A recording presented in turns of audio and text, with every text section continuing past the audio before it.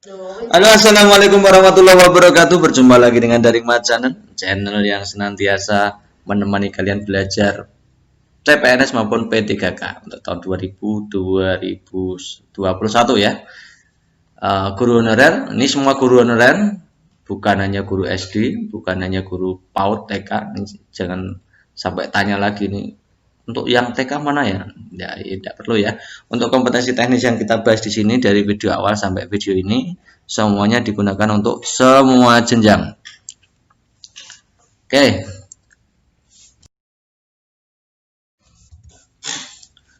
Teman-teman, untuk passing grade kita kan sudah bahas yang lalu ya. Passing grade itu mengambilnya dari kompetensi teknis, kompetensi sosiokultural, dan kompetensi manajerial.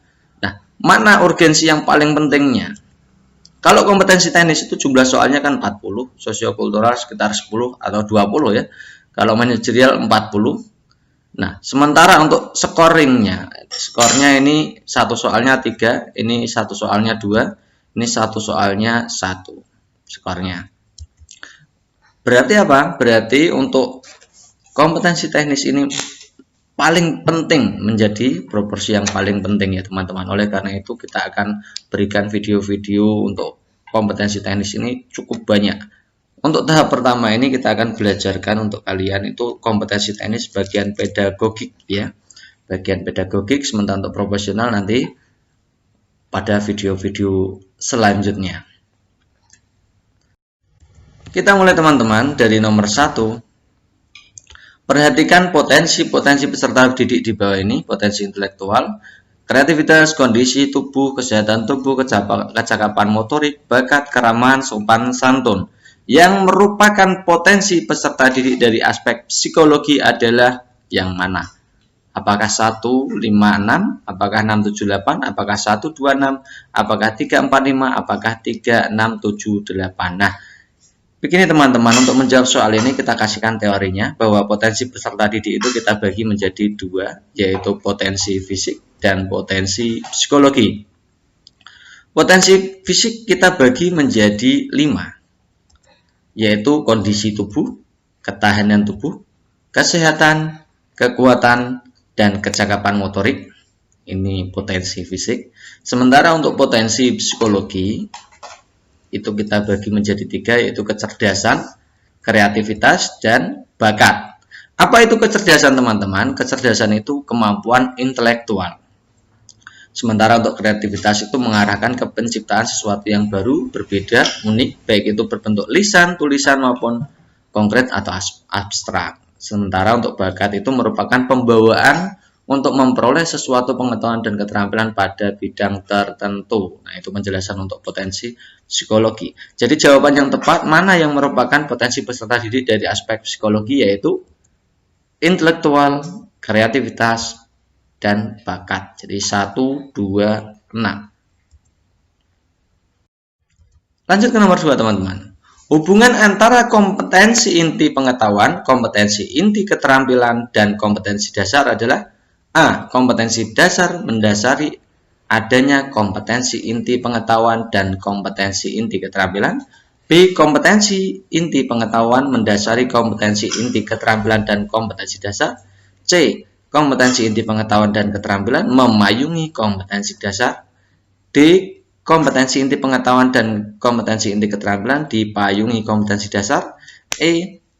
Kompetensi dasar memayungi kompetensi inti pengetahuan dan kompetensi inti keterampilan. Bagaimana cara menjawab untuk soal nomor 2 ini? Teman-teman, untuk hierarki dari baik KD, KI, maupun indikator dan tujuan pembelajaran itu yang paling tinggi hierarkinya yang menjadi dasar adalah kompetensi inti. Baik kompetensi inti 3 maupun kompetensi inti 4. Kompetensi inti 3 itu adalah kompetensi inti pengetahuan. Sementara untuk kompetensi inti yang keempat itu adalah kompetensi inti keterampilan. Dari kompetensi inti 3 dan kompetensi inti 4 atau pengetahuan dan keterampilan ini kemudian kita jabarkan menjadi kompetensi dasar. Ya, di bawahnya ada kompetensi dasar. Kemudian dari kompetensi dasar kita jabarkan menjadi IPK atau indikator pencapaian kompetensi. Dari indikator pencapaian kompetensi ini kita kembangkan ke tujuan pembelajaran. Nah, untuk yang dua ini yang atas ini, KI baik pengetahuan maupun keterampilan dan KD ini sesuai dengan standar isi yang dikeluarkan oleh Kemdikbud. Ini yang buat adalah Kemdikbud. Kemudian untuk yang ini itu dikembangkan oleh satuan pendidikan. Jadi dari atas ke bawah. Atas itu memayungi atau mendasari yang bawah, ya. Jadi untuk opsi A lihat ya, opsi A. Kompetensi dasar mendasari KI pengetahuan dan KI keterampilan, jelas bukan? Kompetensi inti pengetahuan mendasari kompetensi inti keterampilan dan kompetensi dasar, ini juga bukan ya. KI pengetahuan dan keterampilan memayungi KD, betul ya, ini yang C betul. Jadi memayungi statusnya. Yang D, KI pengetahuan dan KI keterampilan dipayungi kompetensi dasar, harusnya itu memayungi, jadi bukan. KD memayungi kompetensi inti pengetahuan dan kompetensi inti keterampilan. Ini harusnya dipayungi, bukan memayungi ya. Ini juga bukan. Jadi jawaban yang paling tepat adalah yang C. Kita masuk ke nomor 3, teman-teman. Jika ada kata-kata dimulai dari menemukan titik-titik terdapat dalam komponen RPP apa? A. Indikator, B. Tujuan pembelajaran, C. Kompetensi dasar, D. Kompetensi inti, E. Materi. Ya kita bahas ya teman-teman ya. Untuk indikator atau IPK itu adalah rumusan kemampuan yang harus dilakukan atau ditampilkan oleh siswa untuk menunjukkan ketercapaian KD. Jadi KD tadi seperti yang bagian yang sudah kita buat tadi, bahwa KD itu kemudian kita jabarkan ke dalam IPK. Sementara KD adalah sejumlah kemampuan yang harus dimiliki peserta didik dalam mata pelajaran tertentu sebagai rujukan penyusunan indikator kompetensi. Nah, KI dan KD ini memiliki bentuk yang hampir sama. Nah, KD itu masih bersifat umum spesifik, kalau indikator sudah spesifik menuju ke ranah operasional pembuatan penilaian. Ya, coba kita lihat ini. KD ini menggunakan KKO. Bedanya apa? KD menggunakan KKO atau Karta Kerja Operasional yang masih umum. Artinya masih bisa diturunkan, sementara untuk indikator itu menggunakan kata kerja operasional spesifik, artinya sudah bisa untuk dibuatkan satu spesifik soal. Kemudian kalau tujuan itu jelas menggunakan ABCD ya. Contohnya apa? Setelah pembelajaran siswa dapat menemukan rumus luas tabung. Awal mulanya diksinya bukan menemukan, tapi setelah pembelajaran atau melalui apa. Nah, pakai konsep ABCD itu tujuan. Kalau KI itu paten teman-teman, ya sama. KI baik KI 3, KI 4 itu memahami pengetahuan faktual dan seterusnya, itu adalah KI.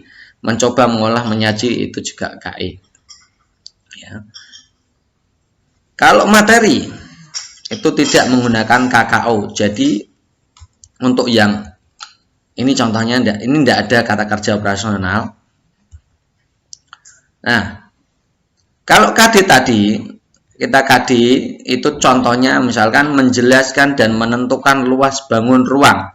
Ini masih bisa diturunkan. Indikatornya misalkan menemukan luas tabung. Nah, menjelaskan luas tabung bisa diturunkan menjadi menemukan luas tabung. Jadi jawaban yang paling tepat adalah yang indikator, karena menemukan itu kata kerja operasionalnya lebih spesifik. Itu ya caranya analisa ya. Nomor 4, seorang guru akan mengadakan pembelajaran fungsi organ tubuh dengan media torso yang efektif dan cepat. Nah, penilaian yang tepat untuk KD memahami fungsi organ tubuh adalah titik-titik. Apakah A urean tertutup 5 soal?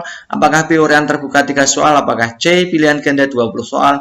Apakah dengan memperagakan maju? Kemudian E itu apakah apakah dengan penilaian membuat replika organ tubuh? Ya, kita analisis. Kuncinya adalah di KD-nya. Memahami fungsi organ tubuh. Nah, memahami ini masuk dalam kategori pada taksonomi belum ya. Ini adalah ranahnya ranah pengetahuan teman-teman ya. Silakan kalian pelajari ranah-ranah untuk kata kerja operasionalnya, baik itu ranah pengetahuan, ranah keterampilan, ranah sikap. Nanti kalian akan menemukan bahwa memahami itu masuknya di KD ranah pengetahuan. Oleh karena itu untuk yang E dan D ini jelas bukan jawabannya. Membuat replika organ tubuh, membuat itu ranahnya keterampilan. Memperagakan maju itu praktek, itu ranahnya juga keterampilan. Jadi bukan ya.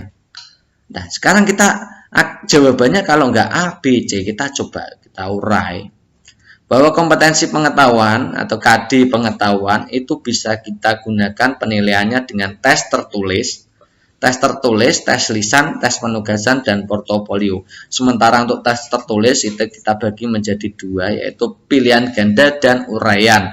Uraian ya jelas kalau pilihan ganda itu kurang ya teman-teman. Ini memahami fungsi organ tubuh, artinya kalau pilihan ganda itu jawabannya tersedia. Nah, kalau jawaban tersedia tidak bisa mengembangkan pemahaman terhadap fungsi organ tubuh yang macam-macam gitu ya. Kalau ini jelas nih kan, kalau uraian itu dibagi menjadi dua, yaitu uraian tertutup dan uraian terbuka. Uraian tertutup itu kalau jawabannya dibatasi. Kalau terbuka itu jawabannya bisa beragam. Kita kasih contoh teman-teman. Untuk uraian tertutup contohnya adalah sebutkan 3 fungsi organ ginjal. Ini berarti dibatasi. Sebutkan 3 fungsi organ ginjal, itu contoh uraian tertutup. Kalau terbuka bagaimana? Jelaskan fungsi organ ginjal bagi keberlangsungan hidup makhluk hidup. Ini berarti nanti jawaban siswa bisa macam-macam gitu ya. Mana yang lebih untuk bisa menggambarkan atau menilai bagaimana siswa memahami fungsi organ tubuh? Jelas jawabannya adalah uraian terbuka yang lebih bisa sebagai instrumen penilaiannya ya, sebagai jenis penilaiannya. Kita masuk ke nomor selanjutnya teman-teman. Untuk nomor 5, perhatikan daftar berikut. Ada jenis jenjang sekolah, bentuk soal, kelas dan semester, prodi, jurusan, mata pelajaran, kompetensi dasar, materi, level kognitif, dan nomor soal. Yang termasuk dalam komponen identitas penyusun kisi-kisi penilaian adalah yang mana saja ya? Kita coba cek materinya begini. Komponen identitas itu meliputi jenjang, jenis, sekolah, program, studi, atau jurusan, mata pelajaran, tahun pelajaran, kurikulum yang diacu, alokasi waktu, jumlah soal, dan bentuk soal. Itu kompetensi untuk komponen identitas. Sementara untuk komponen matriks, itu terdiri dari KD, kelas dan semester, materi, indikator, level kognitif, dan nomor soal. Nah, kalau kasih contohnya begini teman-teman. Contoh format kisi-kisi penilaian ada sekolah SMP sekian, misalkan SMP ya, mata pelajaran IPA, tahun pelajaran sekian, kurikulumnya apa yang dipakai, alokasinya 1 kali 40 menit. Ini contohnya, jumlah soalnya 10, bentuk soalnya uraian, kemudian matriknya seperti ini. Nomor, KD, IPK, kelas semester, materi, indikator, nomor soal, level kognitif. Ini contoh dari format kisi-kisi penilaian yang sesuai dengan Permendikbud. Jadi mana yang merupakan komponen identitas? Ya jelas ya, jenis jenjang, kemudian bentuk soal, kemudian prodi atau jurusan, kemudian mata pelajaran. Jadi jawabannya adalah 1, 2, 4, 5. Nomor 6. Ada soal studi kasus teman-teman dari hasil penilaian pada KD 3.1, KD 3.2, KD 3.3 di kelas 5 dengan banyak siswa 30, ternyata 17 siswa mendapat nilai di bawah KKM. 3 diantaranya hanya bisa menjawab benar KD 3.1. Sebanyak 27 siswa berhasil menjawab benar KD 2. Dan 8 siswa tidak tuntas KD 3.3. Kegiatan tindak lanjut pembelajaran yang tepat pada kondisi ini adalah, nah, untuk menjawab seperti ini teman-teman, kita harus menganalisa satu persatu. Ya, masih ingat ya, untuk kegiatan pembelajaran itu kita menggunakan ranah ini. Kalau jumlah peserta remedial itu 0% sampai lebih dari 0% sampai kurang dari 20%, itu pakainya bimbingan khusus atau bimbingan individu. Kemudian untuk 20-50 itu bimbingan kelompok, lebih dari 50% itu pembelajaran ulang dengan media dan metode berbeda. Ya. Coba kita lihat ini, sebanyak 17 siswa mengikuti KD 3.1, 3.2 dan 3.3. itu artinya kan 56,67%, ya. Kegiatan pembelajaran tidak lanjutnya adalah pengayaan, berarti bukan, harusnya adalah 17 siswa ini kan tidak tuntas atau di bawah KKM. Maka ini harusnya adalah pembelajaran remedial, bukan pengayaan, ya. Pembelajaran remedial dengan pembelajaran ulang media metode berbeda. Kasusnya yang A bukan jelas. Kemudian yang B, pembelajaran remedial untuk 3 orang. 3 tadi kan hanya bisa menjawab 3.1. Yang tidak bisa dijawab berarti 3.2 dan 3.3. Maka ini harusnya yang diremedi bukan 3.1 tapi harusnya 3.2 dan 3.3. Ya. Kemudian 5 siswa mengikuti remedial pada KD 3.2. Benar enggak ini? Coba kita lihat. Siswanya ada 30, yang tuntas KD 3.2 tadi ada 25, berarti yang remedial 5. Betul berarti 5 remedial. 5 itu kita hitung dulu. Jenisnya remedial apa? 5 per 30. 30 itu jumlah peserta didiknya. 5 per 30 kali 100% ternyata 17%. 17% itu berarti pada ranah bimbingan individu. Benar nggak itu? Oh, ternyata benar. Jawabannya adalah C. Kita lihat yang D. 25 siswa mengikuti pembelajaran remedial dengan penugasan pada KD 3.1 dan 3.2. 25 itu berhasil menjawab 3.2. Ya. Ini juga tidak bisa karena ini KD-nya berbeda. Ini juga tidak bisa. 8 siswa mengikuti pengayaan, harusnya bukan pengayaan, harusnya adalah remedial, ya. Nah, jadi jawaban yang paling tepat adalah yang C. Nomor 7, pengembangan kurikulum dilakukan dengan melibatkan pemangku kepentingan atau stakeholder untuk menjamin relevansi pendidikan dengan kebutuhan kehidupan, termasuk di dalamnya kehidupan kemasyarakatan, dunia industri, dan dunia kerja. Pernyataan tersebut di atas sesuai dengan prinsip pengembangan kurikulum. Apakah A, tanggap terhadap perkembangan ilmu pengetahuan dan teknologi dan seni? Apakah B, relevan dengan kebutuhan kehidupan? Apakah C, menyeluruh dan berkesinambungan? Apakah D, berpusat pada potensi perkembangan, kebutuhan, dan kepentingan peserta didik dan lingkungannya? Ini adalah termasuk prinsip pengembangan silabus. Nah, silahkan buka prinsip pengembangan silabus untuk konsep yang relevan dengan kehidupan. Itu artinya pengembangan kurikulum dilakukan dengan melibatkan pemangku kepentingan atau stakeholder menjamin relevansi pendidikan untuk kebutuhan kehidupan, termasuk dalamnya kehidupan masyarakat, dunia usaha, dunia industri. Yang tepat, ya teman-teman. Jadi jawaban yang paling tepat adalah yang B. Nomor 8, guru profesional dituntut memahami karakteristik peserta didik agar dapat mencapai hasil yang optimal. Hal ini merupakan implementasi dari titik-titik. A, kompetensi kepribadian, apakah B, kompetensi profesional, apakah C, kompetensi pedagogik, apakah D, kompetensi sosial. Mana yang mencerminkan guru profesional itu dituntut memiliki memahami karakteristik peserta didik. Nah, untuk kompetensi pedagogik teman-teman itu kemampuan memahami terhadap peserta didik. Ini pas ya, karakteristik peserta didik. Merencanakan, melaksanakan pembelajaran, evaluasi hasil pembelajaran, pengembangan peserta didik untuk mengaktualisasikan berbagai potensi yang dimilikinya. Ini adalah kompetensi pedagogik. Jadi jawaban yang tepat untuk nomor 8 adalah yang C. Nomor 9.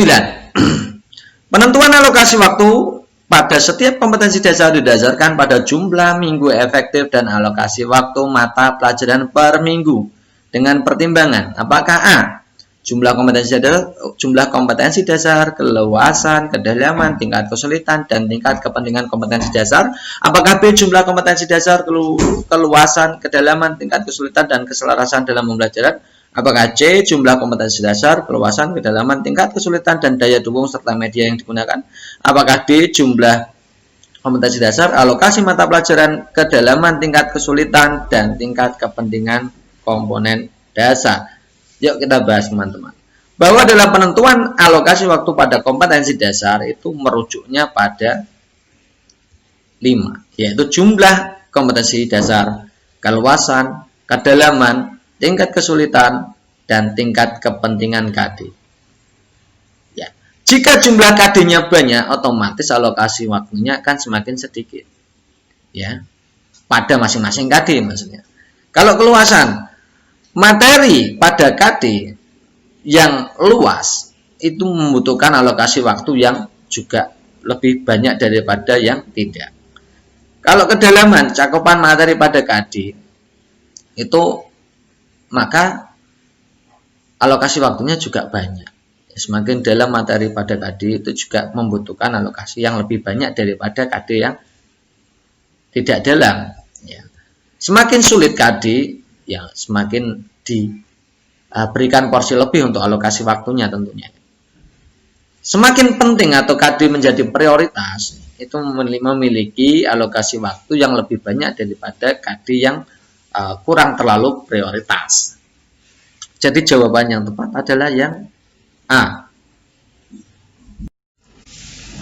Nomor 10. Jika Anda seorang guru IPS kelas 5 SD yang akan mengajarkan tentang Kerajaan Singosari, media dan sumber belajar yang digunakan adalah apakah A. Peta dan globe, apakah B. Buku sumber dan penduduk asli Jawa Tengah, apakah C. Buku perpustakaan, apakah D. Gambar candi peninggalan, apakah E. Internet tentang Kerajaan Singosari. Yang ditanyakan adalah media sekaligus sumber.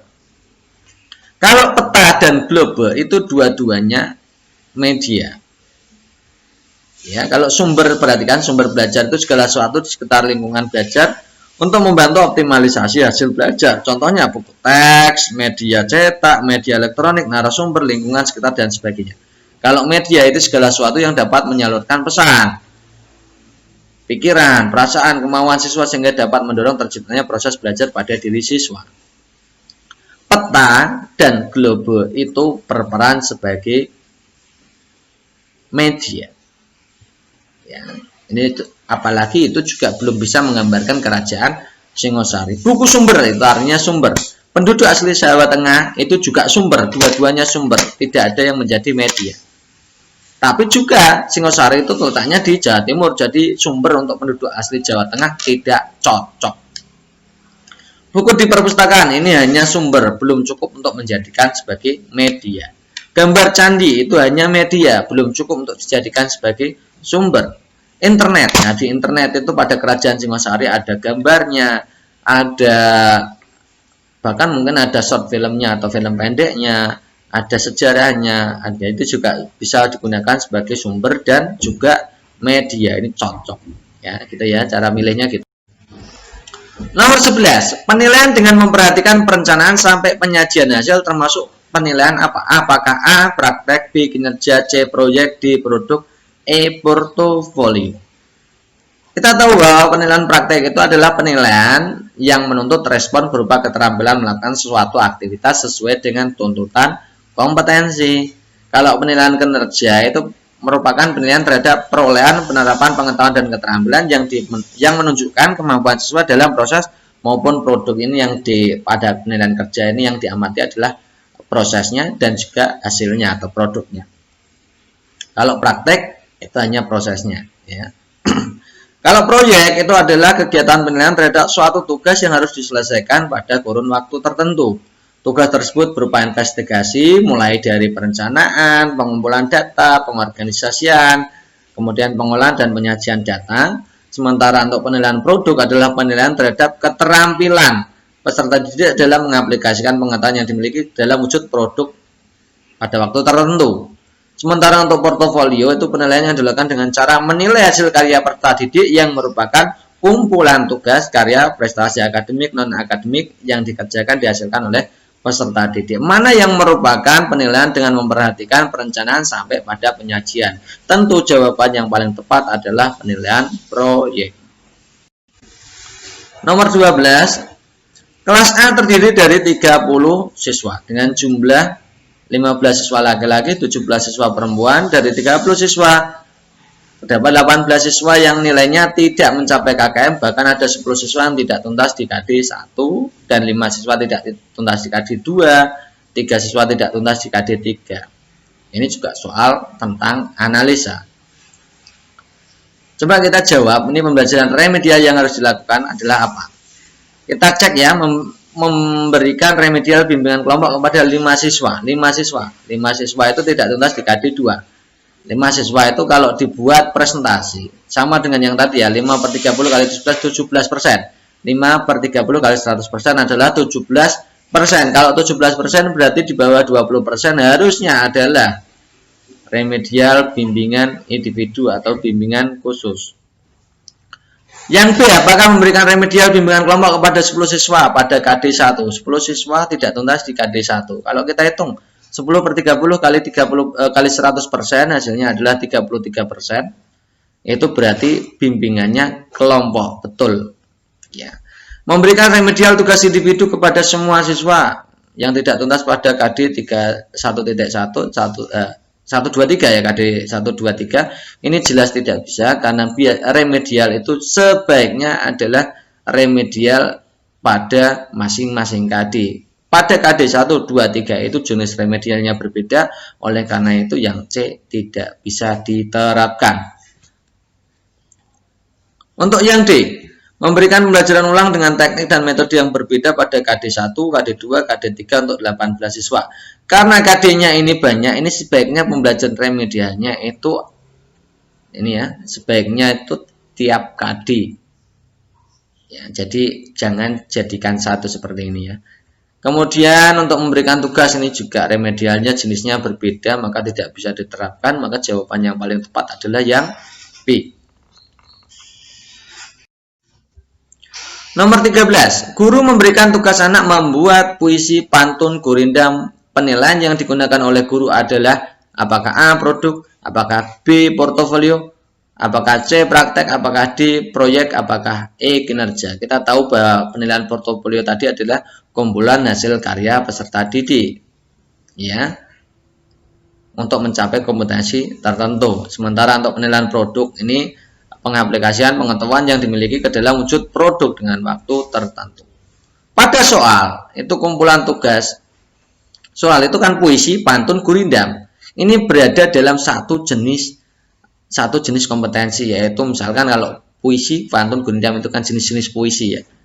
Nah, karena ini adalah kumpulan tugas pada satu jenis kompetensi, maka jawaban yang paling tepat adalah portofolio. Kalau produk itu kan masing-masing KD itu memiliki produk-produk sendiri-sendiri ya, tidak berada pada satu kompetensi. Untuk yang paling cocok untuk nomor 13 ini karena berada dalam satu kompetensi, yaitu menilai puisi lama, puisi ya, macam-macam puisi itu, maka jawaban yang paling tepat adalah portofolio. Nomor 14 ini tentang prinsip penilaian. Dalam pembelajaran penjaskes, guru menilai kompetensi permainan badminton siswa menggunakan tes praktek langsung. Ini artinya guru tersebut telah menerapkan prinsip apa? Kita lihat coba ini.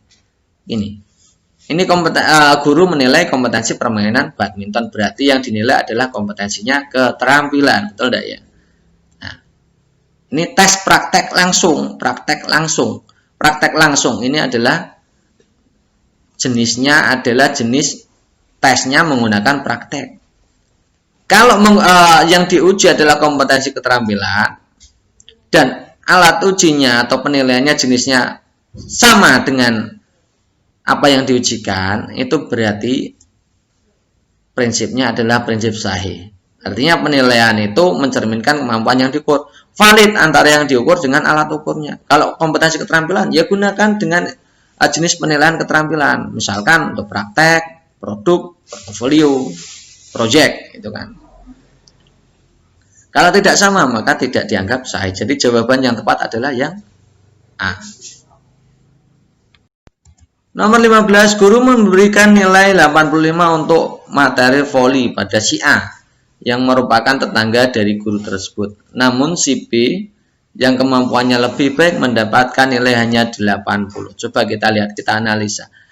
Hal tersebut merupakan penyimpangan pada prinsip penilaian apakah sahih, objektif, adil, menyeluruh, terpadu. Dari soal jelas menggambarkan bahwa kemampuan penilaian tidak didasarkan pada kemampuan siswa. Nah, si A yang tetangga itu dikasih malah nilainya 85, sementara si B yang pintar, yang lebih baik itu nilainya malah di bawahnya. Berarti kan antara penilaian dan kemampuan siswa tidak match, ya, tidak berdasarkan kemampuan siswa. Artinya di sini nomor 15 ini adanya ketidakadilan. Kemudian ada unsur keduanya, unsur subjektif, yaitu A-nya ini loh. Ya, A-nya ini ada unsur objektif, misalkan A, ada nama, ada apa, itu masuknya di unsur subjektif individu. Karena ini berhubungan dengan unsur subjektif individu, misalkan A tetangga, B apa itu ya. Itu berarti masuknya di penilaian objektif, melanggar penilaian objektif. Ini artinya tidak membedakan, tidak memandang latar belakang peserta didik, tapi melihat kompetensi yang dihasilkan. Ini tidak demikian ya. Jadi ciri dari yang membedakan antara objektif dan adil itu adalah unsurnya, unsur subjektivitasnya, apakah itu individu, apakah itu kelompok. Kalau individu masuknya di objektif, melanggar prinsip objektif. Kalau di kelompok berarti melanggar unsur adil. Jadi jawaban yang tepat adalah yang B. Nomor 16, Pak Penuh, guru penjaskes laki-laki, pada saat penilaian dia selalu memberikan perlakuan khusus pada murid perempuan yang cantik. Murid yang cantik meskipun tidak bisa menjawab soal tetap mendapat nilai baik. Hal tersebut bertentangan dengan prinsip penilaian apakah A, sahih, B, objektif, C, adil, D, menyeluruh, E, terpadu. Coba kita lihat ini. Ini juga menilai bukan berdasarkan kemampuan. Di situ juga terjadi unsur ketidakadilan. Tapi unsur ketidakadilannya adalah murid yang cantik dan murid tidak cantik. Ini berarti berhubungan bukan pada objek individu, tapi objeknya adalah objek kelompok. Karena objek kelompok, maka ini contohnya ya, perbedaan perlakuan terhadap yang cantik dan tidak cantik. Berarti ini adalah melanggar prinsip adil. Kalau menyebutkan nama, menyebutkan inisial atau apa yang menjadi subjek, maka itu jawabannya nanti objektif. Nah, pada sementara untuk nomor 16 ini tidak. Nomor 17. Pada tahun ajaran baru, guru kimia menerangkan tentang kesepakatan pemberian nilai dengan bobot masing-masing aspek. Misalkan partisipasi kehadiran diberi bobot 20%, tugas individu 20%, UTS 25%, UAS 35%. Nah, prinsip penilaian yang dilakukan oleh guru kimia tersebut adalah apakah sahih, terbuka, adil, menyeluruh, apa terpadu. Coba kita lihat ini, ada unsur pada tahun ajaran baru, pada tahun mulai permulaan tahun ya, berarti permulaan tahun itu guru sudah menerangkan ini ada kesepakatan. Artinya apa? Pada penilaian yang terbuka, ya, penilaian yang terbuka ini ya. Kalau terbuka itu penilaiannya transparan. Ya, pihak yang terkait harus tahu bagaimana pelaksanaan penilaian tersebut. Dari aspek apa saja yang didapat. Dasar pengambilan keputusan juga terbuka. Bagaimana pengolahan nilai tersebut juga harus disampaikan ya.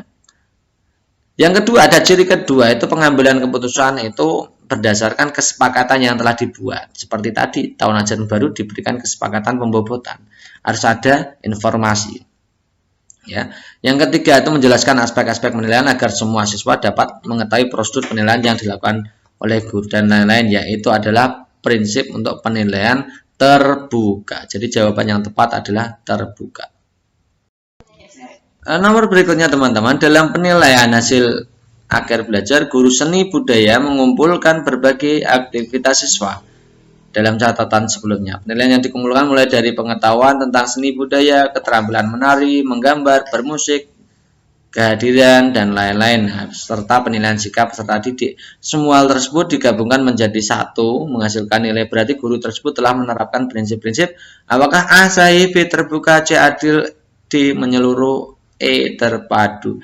Pada soal ini menggambarkan untuk prinsip menyeluruh. Ya, menyeluruh itu artinya menggunakan seluruh aspek penilaian, baik sikap, keterampilan maupun pengetahuan, ya, dan lain-lain. Misalkan pakai kehadiran dengan penilaian lain-lain ya, macam-macam. Itu namanya menyeluruh, prinsip yang digunakan. Nomor 19, guru olahraga melakukan pembelajaran renang dan melakukan penilaian praktek dan tertulis. Prinsip apa? Apakah sahih, adil, terpadu, menyeluruh, akuntabel. Coba kita lihat ini. Ini adalah kompetensi yang dinilai. Renang. Kalau renang itu berarti ini yang digunakan adalah praktek dan tertulis. Ada dua jenis penilaian. Ya, kalau praktek saja berarti kompetensi renang dinilai dengan praktek, maka nanti jawabannya adalah yang sahih. Tapi ini renang selain dinilai dengan praktek juga tertulis, selain dengan keterampilan juga pengetahuan. Maka ini adalah prinsip menyeluruh. Nomor 20, guru mengadakan penilaian yang mengacu pada kriteria yang telah ditetapkan dan mencakup semua aspek kompetensi, baik aspek kognitif, psikomotorik, afektif. Nah, ini prinsip penilaian apa? Coba kita lihat yang ini, teman-teman. Kriteria, ini mengacu pada kriteria, artinya beracuan kriteria. Ya. Sementara yang ini mencakup semua aspek kompetensi kognitif, afektif, psikomotorik, ini artinya menyeluruh. Ya. Jadi jawaban yang tepat adalah A, beracuan kriteria dan menyeluruh.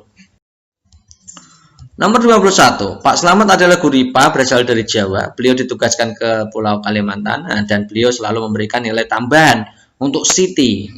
Karena Siti adalah salah satu murid yang berasal dari Jawa. Siti merantau bersama keluarganya. Hal tersebut menunjukkan penilaian yang bertolak belakang atau bertentangan dengan prinsip apakah A, edukatif, B, akuntabel, C, sistematis, apakah adil, apakah objektif. Coba kita lihat ini, teman-teman. Ini ada unsur subjektivitas individu. Ya, Siti ini juga menilai bukan berdasarkan kemampuan siswa. Jadi jawaban yang tepat adalah objektif. Nah, 22. Salah satu wali murid mendatangi sekolah karena tidak terima nilai anak mereka tidak sesuai harapan. Lalu dengan tenang, Bu Ina sebagai wali kelas menunjukkan hasil belajar murid tersebut. Dan ternyata sesuai dengan nilai yang ada di rapor. Nah, setelah dilihat, wali tersebut menyadari dan meminta maaf pada Bu Ina. Ya. Kemudian penilaian yang dilakukan Bu Ina tersebut berarti sudah sesuai dengan prinsip apakah terbuka, akuntabel, sistematis, adil, dan objektif. Ini kalau akuntabel, teman-teman, itu pengolahan nilai itu bisa dipertanggungjawabkan, teknik, prosedur, dan lain-lainnya. Ini pada soal nomor 22 ini mencerminkan itu. Jadi jawabannya adalah B. Soal berikutnya, saat akhir kegiatan belajar mengajar, guru PKN selalu membuat penilaian terhadap kegiatan atau aktivitas siswa setelah kegiatan belajar mengajar dilaksanakan agar dapat mengetahui perkembangan belajar siswa. Ini berarti sesuai dengan prinsip apakah A, sistematis, B, sahih, C, menyeluruh, D, terpadu, E, beracuan kriteria. Coba kita lihat itu. Berarti penilaiannya selalu pada menjadi satu pada paket belajar mengajar atau proses pembelajaran, ya. Nah, itu artinya terpadu. Terpadu itu satu kesatuan dengan pembelajaran. Setiap pembelajaran ada penilaian, itu namanya terpadu. Pada soal nomor 23 mencerminkan hal itu. Maka jawabannya adalah yang terpadu. Nomor 24. Dalam penilaian akhir belajar, guru bahasa Indonesia hanya menilai tentang penulisan saja, tidak menilai pengetahuan atau aktivitas siswa lainnya. Hal ini bertentangan dengan prinsip apa? Jadi ini hanya menilai tentang penulisan saja atau kompetensi keterampilan saja. Ya, tidak menilai pengetahuan. Berarti ini bertentangan dengan prinsip menyeluruh. Kan dalam penilaian itu kita harus bisa menilai untuk pengetahuan, keterampilan maupun sikap. Jadi jawaban yang tepat adalah yang menyeluruh. Nomor 25, seorang guru PKN melakukan kegiatan belajar mengajar di kelas secara terencana. Guru menjelaskan materi tiap pertemuan, memberikan tugas, mengadakan ulangan harian, ujian tengah semester, ujian akhir semester, semua dilaksanakan secara terus-menerus. Ini kata kuncinya, terus-menerus dan bertahap. Dari setiap tahap tersebut, guru mengumpulkan informasi yang akan diolah untuk menghasilkan nilai. Ini apakah berkesinambungan, sahih, menyeluruh, terpadu, apakah beracuan kriteria. Kalau berkesinambungan itu terencana dari awal sampai terakhir. Ya, pada soal ini ada kata-kata yang mencerminkan itu kesinambungan, yaitu terus-menerus dan bertahap. Dari awal sampai akhir, gitu ya. Jadi jawaban yang paling tepat adalah yang berkesinambungan. Nomor 26, guru biologi tidak melakukan kegiatan belajar mengajar di kelas secara terencana. Guru hanya menjelaskan materi tiap pertemuan saja tanpa memberikan tugas, tidak mengikuti langkah-langkah baku. Hal tersebut bertentangan dengan prinsip. Ini tidak mengikuti langkah-langkah baku. Artinya tidak sistematis, teman-teman. Kalau mengikuti langkah-langkah baku atau prosedur baku, terencana, yaitu namanya adalah sistematis. Jadi jawabannya adalah yang E. Nomor 27. Dalam memberikan penilaian, guru fisika melakukan penilaian disusun dengan merujuk pada standar kompetensi, baik SKL, KSK, dan KD. Selain itu, pengambilan keputusan harus didasarkan pada kriteria pencapaian yang telah ditetapkan. Ini ada kata-kata kriteria pencapaian yang telah ditetapkan. Apakah itu berkesinambungan, sahih, menyeluruh, terpadu, beracuan kriteria. Jelas ya teman-teman. Kalau ada kriteria yang telah ditetapkan, maka itu jawabannya adalah beracuan kriteria. Nomor 28. Ketika mulai pembelajaran, Bu Sundari menyodorkan sebuah isu aktual dalam bentuk pertanyaan yang memerlukan solusi. Lalu dalam bentuk kelompok-kelompok kecil, siswa diminta untuk mencari alternatif solusi tersebut. Kegiatan yang dilakukan oleh Bu Sundari tersebut mengimplementasikan model pembelajaran. Ini ada kata-kata menyodorkan isu aktual atau menyodorkan masalah, bentuknya pertanyaan untuk dicarikan solusi. Yang ada hubungannya dengan permasalahan itu adalah PJBL, PBL, dan DL. PJBL itu Project Based Learning, PBL itu Problem Based Learning, dan DL itu Discovery Learning. Ya, kalau PJBL itu pertanyaan dasar, oke, itu bentuknya sebuah pertanyaan ya.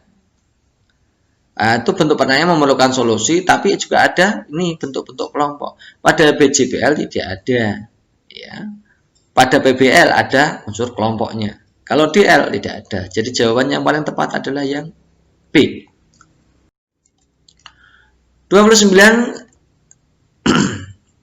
Pada saat mempersiapkan pembelajaran, guru harus mampu menentukan jenis media yang tepat. Pada saat guru meminta peserta didik untuk melakukan pembelajaran secara mandiri tentang materi tertentu, maka media yang dapat digunakan adalah mana media yang untuk mandiri ya. Media untuk pembelajaran secara mandiri itu mana media yang isinya adalah materi yang bisa untuk menambah pengetahuan tentang materi, bisa menambah contoh soal, penerapan, dan soal latihan. Ini kan akan menjadikan siswa itu bisa belajar mandiri. Mana yang mencerminkan itu? Apakah A, software pembelajaran? Apakah B, proyektor untuk presentasi? Apakah C, alat peraga? Apakah D, smartboard? Yang memungkinkan untuk adanya materi, contoh soal, dan penerapan dan soal latihan secara mandiri yang paling tepat. Kalau proyektor dan presentasi kan tidak mungkin ya, itu hanya sebagai alat. Alat ya, tidak digunakan untuk belajar mandiri. Alat peraga juga tidak bisa tanpa bimbingan ya. Smartboard juga demikian. Jadi jawaban yang paling tepat adalah software pembelajaran. Next, nomor 30. Apa yang paling tepat dilakukan oleh guru jika seorang peserta didik tidak memberikan jawaban atas pertanyaan yang diajukan? A. Menunjukkan peserta didik lain untuk menjawab pertanyaan tersebut. Yang jelas tidak ya. Tidak mungkin. Yang B juga tidak mungkin. Memberikan kritik agar peserta didik berusaha menjawab walaupun salah. Ini juga tidak. Yang C. Ini kalau memang murid tidak bisa memberikan jawaban, itu kita gali dulu apakah pertanyaan itu dipahami oleh peserta atau tidak. Itu langkah pertama yang harus dilakukan kita sebagai pendidik ya, seperti itu. Nomor 31. Manfaat lembar kegiatan siswa atau LKS dalam pembelajaran geografi bagi guru dan peserta didik. Contohnya ini ya. Apakah A. Memaksimalkan peran guru dan mengurangi bias pengetahuan siswa? Ini jelas tidak ya. Harusnya yang dimaksimalkan adalah peran siswa. Apakah B. Guru dan siswa dapat berperan maksimal? Ini harusnya yang paling penting itu adalah siswanya dalam pembelajaran. Ya, gurunya tidak usah banyak-banyak. Ini harusnya minimalkan peran guru, maksimalkan peran siswa. Yang C, guru sebagai kunci belajar. Harusnya yang menjadi kunci belajar adalah siswa. Apakah dia meminimalkan peran guru dan lebih mengaktifkan siswa? Ya, ini benar. Yang E, guru dan siswa saling melengkapi. Ini juga tidak. Jawaban yang benar adalah yang B. Oke teman-teman, cukup sekian untuk pembahasan untuk soal PP3K materi kompetensi teknis bidang pedagogik untuk kali ini. Semoga materi-materi yang kita sampaikan ini bermanfaat untuk kalian untuk persiapan P3K sambil menunggu indikator, sambil menunggu kisi-kisi resmi ya dari pemerintah dan materi-materi resmi yang dikeluarkan oleh Kemdikbud tentunya. Nanti kita akan kupas seluruh materi yang ada di Kemdikbud. Kita akan berikan simulasi soalnya yang sesuai tentunya ya. Oke, cukup sekian. Assalamualaikum warahmatullahi wabarakatuh dan see ya.